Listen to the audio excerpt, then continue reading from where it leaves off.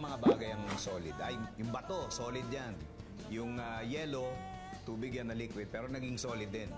Pero yung bato, pwedeng, ano yan, pwedeng mabiyak, pwedeng madurog. Yung yellow naman, pwedeng matunaw. Parang ganyan din yung samahan ng tao eh. Malalaman mo kung gaano katibay yung samahan kapag dumating yung pagsubok. Yun yung susukat kung hanggang saan yung pagiging solid ng pagsasama nyo. May mga bagay na kaya mong gawin mag-isa, pero mas maraming bagay magagawa kung meron kayong kasama.